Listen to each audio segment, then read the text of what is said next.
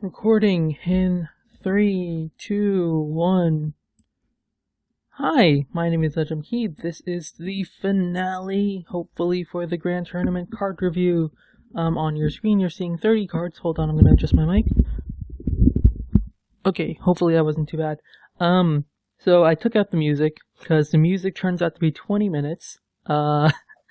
Which, oops, music ended a little bit prematurely, whatever.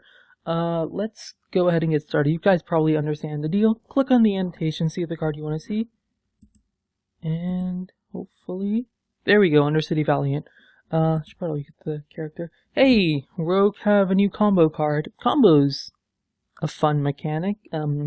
Even if this one isn't especially overpowered, and therefore obviously won't see play because 2 mana are like insane usually.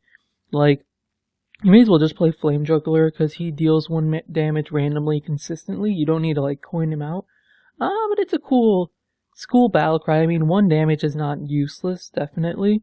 That's why so many people play Knife Juggler, and like people might even play Flame Juggler just because damage is useful, even 1 damage. So I'm not sure what else I can really say. It's a solid 3-2. It's just, when are you really going to value the the combo of this? I guess we can talk about the combo mechanic. The thing about combo is that, it's kind of hard to balance for. We'll talk about it maybe in a future card. In the meantime, Shady Dealer, whoa! This is a 3 mana up to 5/4. OP. It's worth noting that the 5/4 is probably not the best distribution of stats, but still I do think this card is extremely powerful, because of course on 3 mana, how many ways do you have exactly of removing this? Like 3 mana you might Frostbolt, Arcane Missiles, I don't know. If you get the battle cry off, of course, which is if you have a pirate, gain +1/+1. Getting a pirate on the field shouldn't be too hard. Obviously you played in a pirate deck, more pirate synergy. It's kind of weird that this isn't a pirate. I mean, I know it's a Shady Dealer, like the art doesn't necessarily coincide. It's just you have a lot of pirate synergy. If you're gonna have a pirate synergistic effect, why not make it a pirate as well? It's interesting. Beneath the ground, shovel 3 ambushes into your opponent's deck. When drawn, you summon a 4/4 Nujum. Now, this is kind of weird because it's like anti-gang up. Obviously, it's amazing value, right?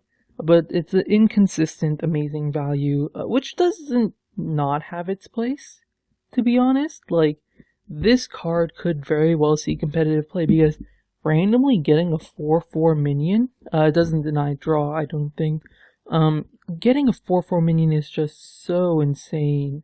It doesn't really matter what turn you are, even if you're insanely losing the board. A board control card is useful. 3 mana, 12/12, yeah, I'll take that. I'll take that any day of the week. It's just that the game has to go long, and your opponent also has to be constantly drawing cards for it to matter. So it's inconsistent, but it's a cool card. Hey, Elemental Destruction, how are you today? 3 mana, deal 4 to 5 damage? Whoa, wow, this card seems overpowered, except first leads to all minions, second leads Overload 5. So obviously the first thing we think is, wow, it's really bad, because Overload 5 and of course 4 to 5 damage to all minions is slightly unfavorable. I would like to remind people that there is a card that disables all overload effects, Shell Shocked, and I think this is a card specifically designed to have a nasty overload, and because of that nasty overload, Shell Shock might be played. That's the entire reason that I can think of this card, because otherwise it's just a bad card. Shaman really wants to have minions on the board. Like, you don't want to be destroying your own minions. It's just so counterintuitive. Unless you're playing some kind of really late game oriented deck, but you probably still use your Shaman Hero Power a bunch, I would imagine. Hey, Mistcaller. 6 mana 4/4. Wow, that's really bad. I hope you are a really overpowered effect. And he kinda does. Hear me out on this. 6 mana is really slow. Unless you're going to turn 10, you're really not guaranteed value out of this card. To get value out of this card, you need to play at least 3 minions from either your hand or your deck. Obviously, Hero Power doesn't count, Spells doesn't count, Feral Spirit doesn't count. So, only minions get the buff. But over time, especially if you have like Divine Shield minions, like, what would you play in Shaman? The Sunwalker, maybe? Certainly that 3-1 person with the Divine Shield, those guys can get a lot of value out of it. It's a slow card, but the longer the game goes on, and the earlier you played it, the better it is. It's just a bad tempo play, which isn't the worst thing in the world. Hey, Fearsome Doom card. What you would expect from a 7-mana card is a 7/8, but they're intentionally trying to make BGH a bad card.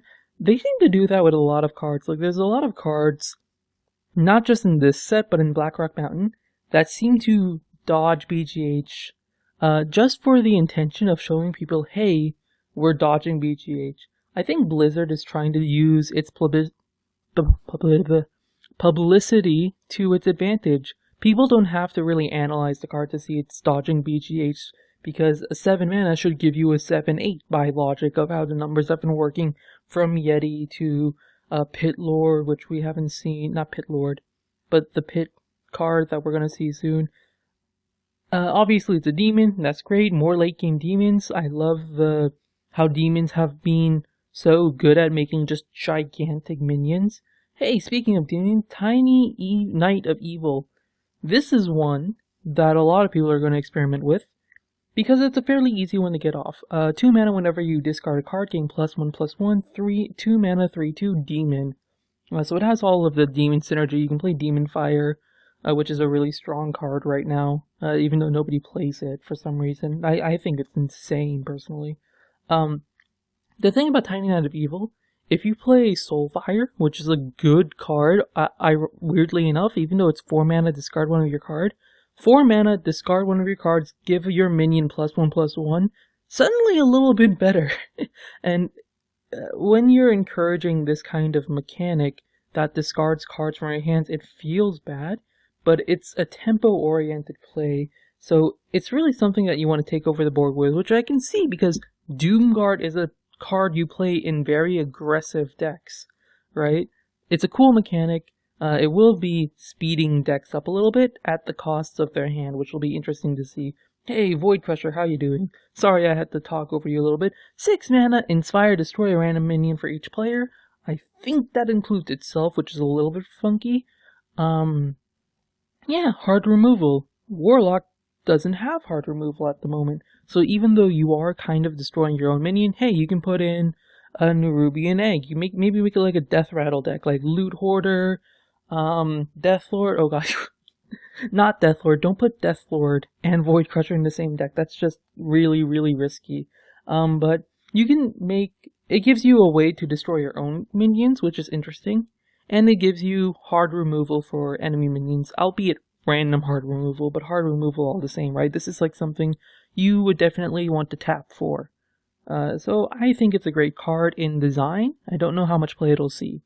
Hey, Dark Bargain. This is a weird one. 6 mana, destroy 2 enemy minions. Whoa, that's insane. It's double assassinate, except discard 2 random cards. So this supports, of course, the discard mechanic. It is a rare. Not a rare. Yes, a rare. Not a rare, epic. Oh my god, I'm so bad. It is an epic, and generally epics with weird effects are sort of seen as, oh, they're trying to be funny, haha, Blizzard, we're not using this. But this is the kind of epic that has a really, really strong effect, and if you are playing some kind of discard-based deck, with like a lot of low mana cost creatures, I can totally see this seeing play. I mean, even if you do put Fist and Jaraxxus, which I don't think discard decks will play. Like, the card's not, Fist of Jaraxxus isn't good enough to, like, make this card really synergize, you know? I don't know. The main thing is that Warlocks have new discard mechanics, which is interesting in its own way. Hey, Warrior cards are coming up now. 3 mana, 3/3, blah, that's boring, but it has Inspire, give your weapon +1 attack. Oh, that's also boring. Aw, that's sad. Well, it's weird because warriors do end up armoring up a lot, and being able to get +1 weapon, +1 attack on your fiery war axe on turn 2, or turn 4 rather, can be kind of strong, especially since at the moment I think warriors only turn 4 play is like Shredder.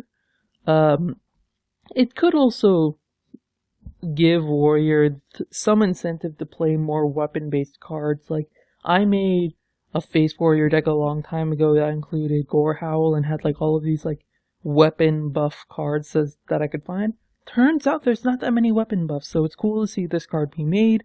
It's just kind of underwhelming. Like this guy, hey, sparring partner, taunt, battle cry, give a minion taunt. Guess what deck this is going in? That's right, it's the Taunt Warrior. I am legitimately glad that a card like this was made, because it is insane value. It's kind of weird to see a 2-mana 3/2 taunt, because it kind of makes a certain other taunt card irrelevant. But I think we were all expecting that card to be irrelevant because it's not a great card. I don't even remember its name. It's a 2-mana 2/2 taunt that I'm talking about. And obviously this is a class card. Class cards are allowed to be better than the neutral card. Heck.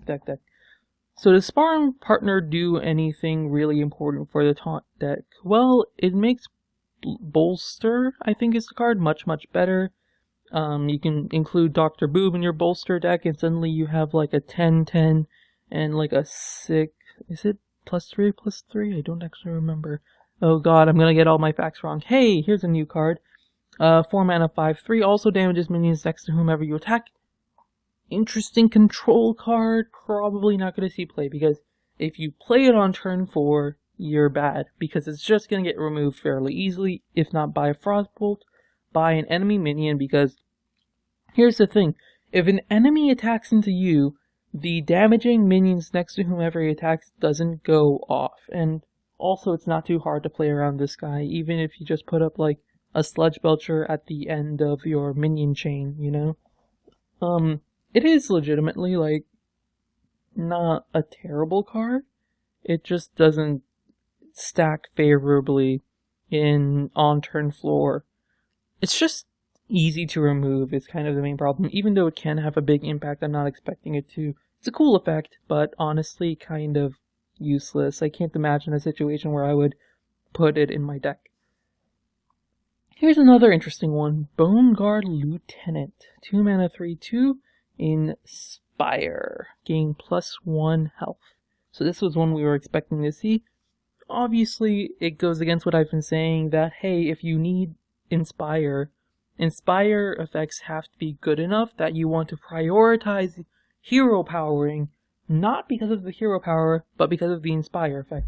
So basically, Inspire effects have to be better than playing a 2-mana card, otherwise they're not worth playing. This kind of falls into that alignment. It's a very vanilla card. Strong, of course, because 3 attack is strong. 3 health is strong, so if you can get this off, it's not the worst in the world. I mean, you probably don't want a 4 mana 3/3, I don't think. Is there any... No, it's really not. You know, like, even with gaining more and more health, you never really want... I don't know, it's interesting. I don't think it'll see play. Hey! We have Anti-Corehound here. A 7 mana 5/9 beast. Oh man, that's so much better of a stat line. Yes, it is, and that's probably intentional because Druid Beast could very well be a thing. Control Hunter could very well be a thing. And both of those cards would love to have a giant minion, right? Something that can get given charge by Tundra Rhino and taunted via Houndmaster, or whatever other beast synergy there is that I can't really think of off the top of my head. Big beast, very basic. It's good that they're filling up the slots with more beasts, because it makes it easier to fit beast synergies exactly the way you want it. And also in Arena, it's probably important because if you want to build your deck around beast synergy and you just end up not getting beast because the card pool is so bloated with other minions, then you're having a bad time. Hey, 3 mana 3/3, bleh. Dragonhawk Rider. So far, the Wind Fury minions we've had are kind of bad. You guys know Wind Fury Harpy is a 6 mana 4/5 with Wind Fury. Wind Fury is basically worth 2 mana in that situation, and that's really, really bad, frankly, because you just can't spend 2 mana on an ability that doesn't immediately allow you to 2-for-1. If it was Alakir, which has charge, it'd be different. If it was Whirling Zap-O-Matic, which had good stats, it'd be different.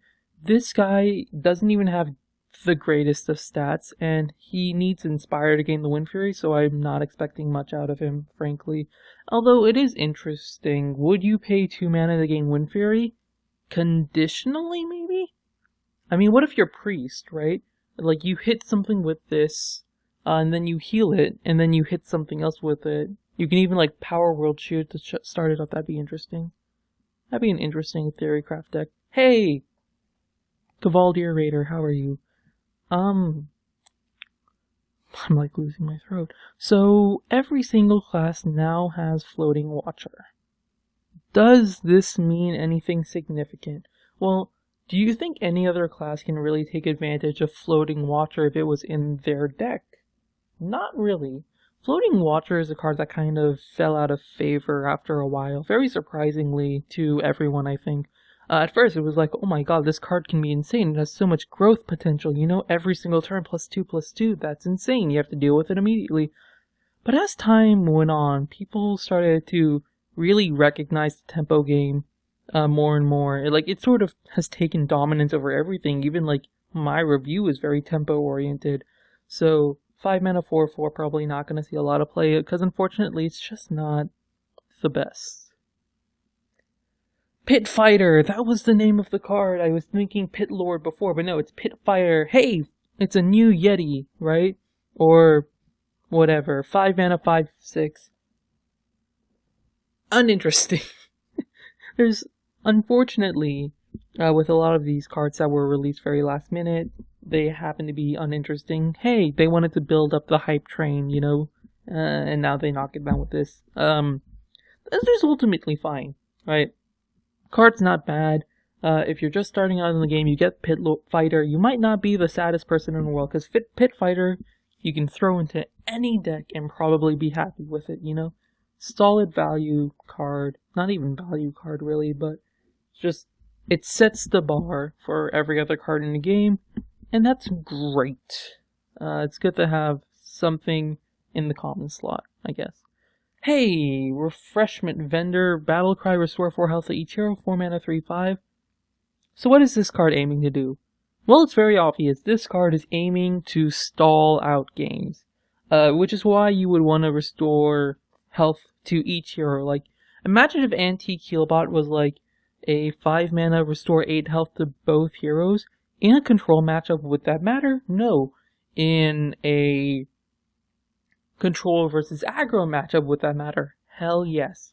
And the fact that this guy's a 3/5 is really important. Versus aggro, you kill everything with 3/5, right? Even versus control. Control basically, like, their main card is Piloted Shredder at this point, and like, sometimes Taz Dingo comes out, and this stacks favorably towards towards Taz Dingo, funnily enough. So it's a strong card for stalling out games, and I expected to see play. Hey, Tournament Attendee, 1 mana 2/1. Moving on. I should probably have some kind of moving on, but it's uninteresting. It does have the taunt, which means bolster gains value. There is like a lot more taunt minions now, but like, it's not like there weren't taunt minions before, even mediocre ones, right? Like, we had Annoyotron was kind of a go-to taunt card, and Sludge Belcher was sort of the main go-to taunt card.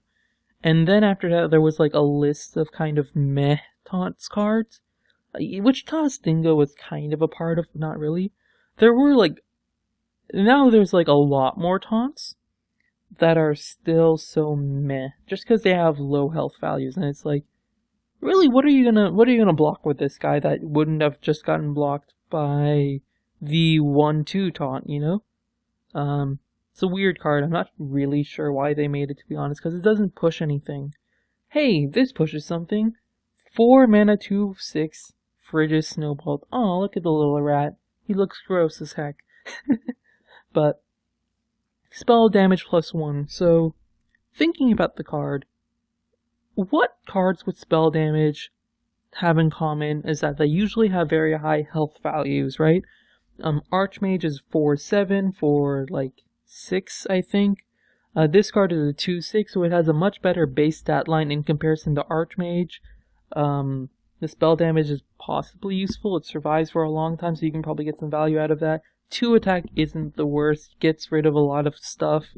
So, overall, it's a fair card, you know? I'm sure that word gets thrown around a fair amount when talking about this set specifically. As it turns out, when you're releasing 30 whole cards, some of them have to be underwhelming, as it turns out. Here's another one. 6 mana, 8/5. Already on the wrong foot. You know, I don't even have to read the 50% chance to attack wrong enemy to know that this card will not see play, because it dies to BGH, it's low health. It's cool that Mogar, the 50% chance thing, is still a theme that we're seeing continue, but it doesn't really matter because this is like, compared to the Boulder Fist Ogre, it's the same stats. Generally, the reason you play these cards is because they have better stats. Like, imagine if this was a 6/8, even a 7/7 for 6, you know? It still dies to BGH, but at least then you're getting some kind of positive value out of the stat switch and the 50% chance to attack the wrong enemy. This is just bad. You never, like, if you're playing a 6 health creature, a 6 mana cost creature, you want more health than attack. Same thing with Evil Heckler. Again, hard to see why it was made other than to like give Warrior the options, but Warrior already has better options, especially in the 4 mana slot. If you want to build the taunty Warrior deck, which I do think will be experimented with, because the thing about Warriors is that they do have a lot of really strong cards. Some would even say overpowered. Like, people have been saying Battle Rage has been like a sleeper OP for ages and ages, especially with like Whirlwind. You Death Spite, you play Evil Heckler and like other creatures, and you Battle Rage, and oh man, that's OP in really any deck. So the taunt deck, which could run Bolster, could make a lot of use out of Battle Rage stuff. It's interesting, because Warrior is one of those classes that's sort of either, if it's not competitively viable, it's on the very, very edge of being viable. Ice Rager, 3 mana 5/2, strictly better Magma Rager, obviously. Is there any situation where you would play a 5/2? Well, in my experimentation with the Druid card, Druid of the Flame, yes. Basically, any time where you have board control, 5/2 is actually really amazing. I mean, hey, it trades favorably to all of these 3/5s that we've been getting from the expansion, right? And the thing is, 2 health is surprisingly hard to remove. So what ends up happening is that if you put the Druid of the Flame in 5/2, it just ends up putting a lot of pressure on your opponent. And yeah, there's situations where they can just pull out the Claw, you know, mages have their arcane missiles and then ping, you know, whatever happens. But generally, it puts a lot of pressure, so I still don't think it'll see play, by the way. It's just interesting that they made it. Hey, 3 mana 4/3 Saboteur, your opponent's hero power becomes 5 more. Anti-Inspire. Because they were worried about Inspire getting too big, hey, here's a tool to fight against it. Is it gonna see play? No, but I like that it's made, and here's why. Card games rely to a fair amount on their complexity, on how interesting they are. If the card games are not complex, if you don't have a multitude of tools and methods to attack a problem, card games are ultimately uninteresting. When you are building your deck, if you cannot have a card that counters Inspire in some way, then you have to find other ways that might be less interesting. Putting this card just makes the game more interesting, is what I'm trying to say. Its base values are fine, and so I think it might see play as a tech card. Hey, Fencing Coach, battle cry the next time you use your hero power costs 2 less. Hey, you can use that on the same turn that you play Fencing Coach. I heard people talk about using this with the Ragnaros. When your hero's Ragnaros, I forgot what the card is. But you get the minion that turns your hero into Ragnaros. You get a bunch of pandas and this guy ready before this minion dies. You get Ice Block ready. And then basically you can get up to 2 uses of this. Up to 3 uses of your hero power on the turn that you do fencing coach, panda, fencing coach, and then hero power. Which sounds insane. It's kind of a cheese card, because outside of that, I don't think I want to hero power and play this guy in any situation. There's just better cards. Hey! Hey, listen. 5 mana, 5/4, recruiters, inspire at a 2/2 squire to your hand. Yay, we get draw mechanics, quote unquote. Here's what I'll say about this. Oh god. Hello. This guy fell over just the slightest bit. Here's what I'll say about this card. What is with my mic today? I might have to stop the recording. Is that it is card draw.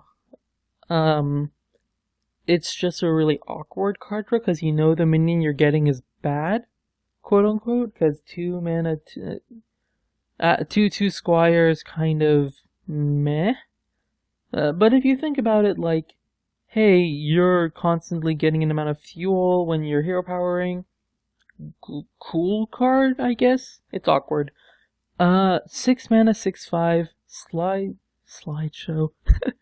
Sideshow spell eater. Copy your opponent's hero power. This was a card that was theorized a long time ago. And the main idea of it was that people wanted to take hero powers into other classes and see how it interacted.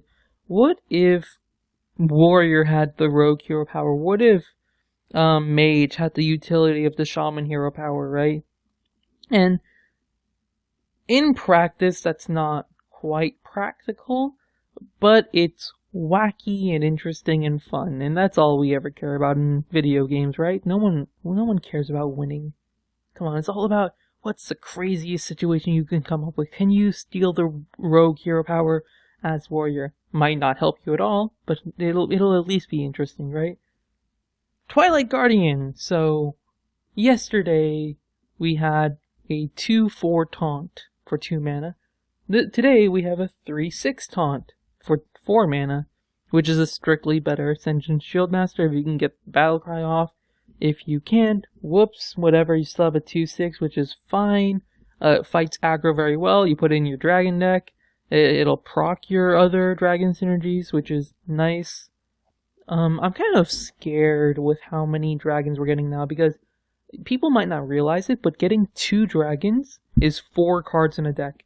And 4 cards is actually a lot, as it turns out, when it comes to building an archetype. You know, Pirates only had 2 cards that really synergized with Pirates for the longest time, and those were enough to build up the Pirate synergy. Murlocs are the same way. They only really had 2 Murloc synergy cards. That built an archetype that was super aggressive and came with some amazing games. And so, getting a lot of dragons is cool, basically. Wolfram Shield. This is an interesting one. So let's start with bad. Is that if people can hit your face and kill this guy, which makes it kind of a bad control card. Kind of makes it bad for aggro because it doesn't really have taunt. However, specifically why this card was designed in my theory crafting would be to counter decks that rely on spell damage, or damage not to your creatures, but to your face to win. And so things like Freeze Mage would suffer considerably versus this card. Still not going to say it's a good card. Even when, if you know that you're going to play against nothing but Freeze Mage, it's good. Otherwise it's bad, because it's just, it's too easy to kill. It's too easy to kill. Hey! Oh, and also the base stats value isn't the best. Hey! 7 mana, 6/6, I see what you're doing there, Blizzard. Dodging BGH. Taunt. Whoa. Whoa. Hold on there. What are you doing? We got so many taunts already. We don't need more. How am I going to hold all of these taunts? Death Rattle if you're holding a dragon. Deal 3 damage to all minions. Here's what I'll say. I don't like it, actually. I don't think... At 7 mana, there's so many, like, in the dragon deck, you probably have late game oriented cards. There's probably cooler stuff to play. And I don't just mean Dr. Boom, I mean literally, you can play a 5 mana and a 2 mana card, or like Hero Power, a Nexus Champion, Sarad, for example. You can play probably a bunch of late game shit. You don't need this guy for taunt. You probably have like better 5 mana taunts. And deal 3 damage. Somewhat negligible, honestly, at that stage in the game, because people will be playing big shit, and if they're playing small shit, hopefully you have AoE of your own. It is interesting that it's a neutral. Yeah, that's cool. Also, the slideshow restarted, so hey, that was my somewhat rush, exploration of the Grand Tournament, and we're done with this series. However, do not expect me to be finished with Hearthstone. There was a lot of cards that I didn't get to talk about properly. Part of that was because of the time limit of 1 minute per card, but part of that is because I will definitely be making decks around a lot of these cards.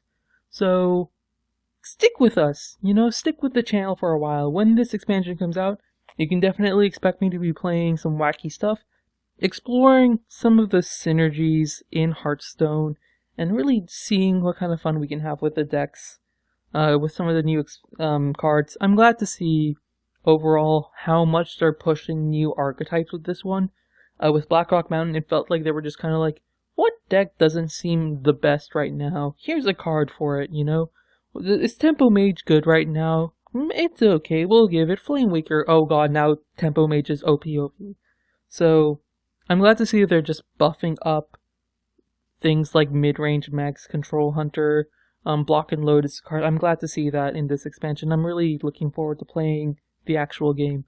Hopefully you all are with me. If so, let me know what kind of deck ideas you have. Currently I have like Miracle Control Hunter. Not Miracle Control, Miracle Hunter. Like Discard Warlock is definitely something I might try. Beast Druid looks really strong, honestly. Pirates is a deck that I actually already have, so we'll probably modify my pirate. I have a pirate paladin that I'm looking forward to playing. It'll be fun. It'll be a lot of fun. Thank you all for watching on this wonderful journey of bad annotation and mispronunciation of cards.